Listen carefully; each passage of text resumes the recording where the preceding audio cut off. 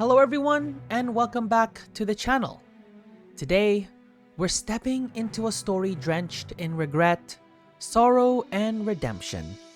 The story of a man who tried to outrun his past, only to confront it in the most devastating way imaginable. This is the tragedy of Reddas, Judge Magister, Sky Pirate, and the man who carried the weight of a kingdom's death on his shoulders. Before I begin, I'd just like to let you know that I stream every Wednesday, Saturday, and Sunday at 8 PM PST, so swing by if you want to hang out and chill with games and a fun time. Now, let's begin. Balfonheim port sparkles under the sun, its skies filled with airships, its streets alive with laughter, danger, and the electric pulse of freedom. Pirates rule here, but not with an iron fist. They rule because one man ensures the chaos never becomes destruction. Reddas. To the world, he is a stern guardian of a lawless paradise. To the Sky Pirates, he is a leader they trust without question. To the lost, he is safety. To the desperate, he is justice. But behind this resolute stare, behind the unshakable confidence, lies a ghost clawing at the back of his mind, a memory he can never silence, and a name he refuses to speak: Zecht. Before the Red Cloak, before Balfonheim, before the Sky Pirates whispered his name with respect, Reddas wore black armor, the armor of an Arcadian Judge Magister. And as Judge Zecht, he believed he served order. He believed he protected peace. But the Empire's ambitions were never about peace. The judges of Arcades were more than symbols of power. They were the Empire's instruments of absolute control.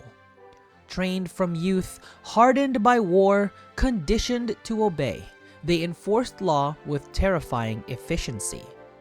But their greatest burden was secrecy. They knew of Arcadia's hidden experiments. They knew the Icarius influence. They knew Nethicite, true or manufactured, was reshaping the world. And Zecht was at the center of it all. Stationed at Nalbina Fortress, Zecht witnessed the Empire's greatest mistake. A shard of manufactured Nethicite, unstable and barely understood, was activated, its power spiraling out of control. The result was not a blast, it was annihilation. Walls vaporized, soldiers burned to ash, civilians vanished in an instant. What remained was silence, in the face of a man who realized he had destroyed a city. Judge Zecht died with Nalbina, his armor, his rank, his honor, they belonged to the grave. The man who fled into exile was not a judge anymore. He was Reddas.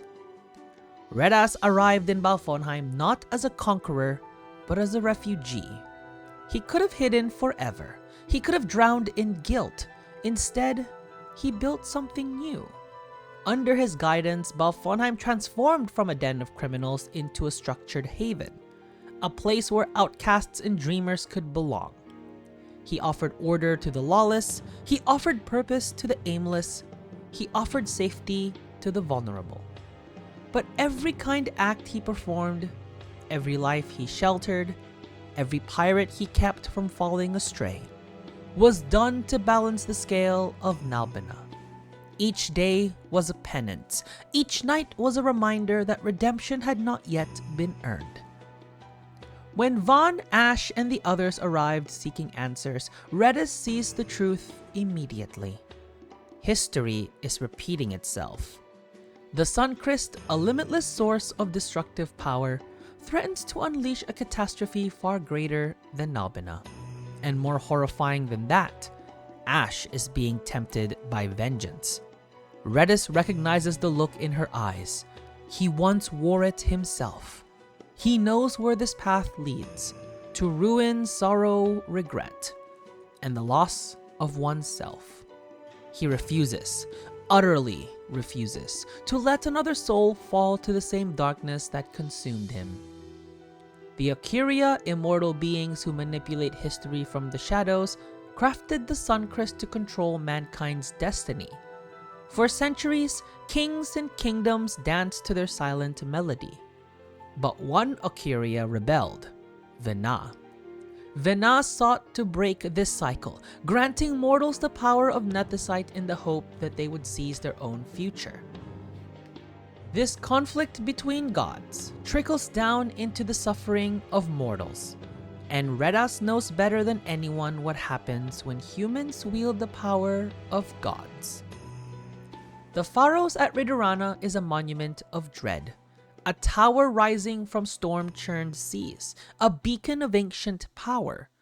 As the party ascends its winding chambers, illusions twist their senses.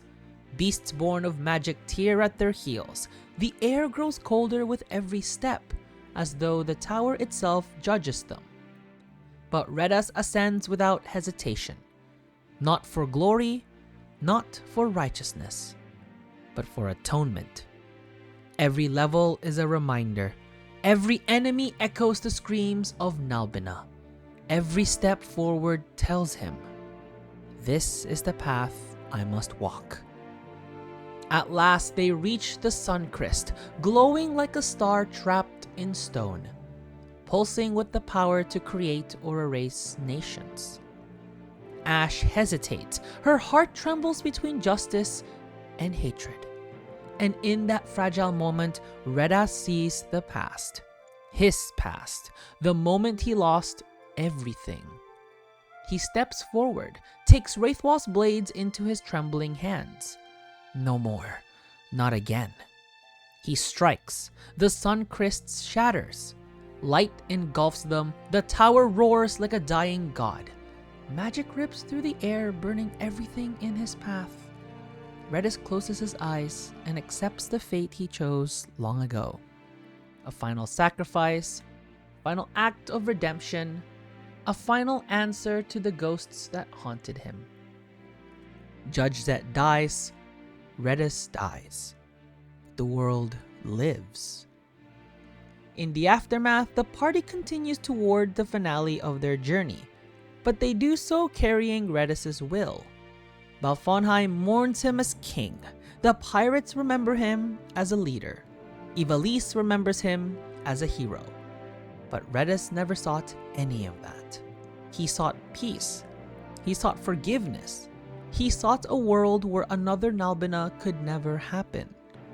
And in the end, he achieved it. His life was a tragedy. His death was salvation. His legacy is hope. If you enjoyed this deep dive into Reddas' tragic story, make sure you've subscribed for more lore breakdowns and narrative explorations of the Final Fantasy franchise and other one-shots here and there from other games. And don't forget, I stream every Wednesday, Saturday, and Sundays from 8 o'clock PST. Come hang out, ask questions, and let's chill, and I'd love to see you there. Thank you for watching, and until next time, may you find your own path to redemption. And this is Enzo signing out, and I will see you all soon.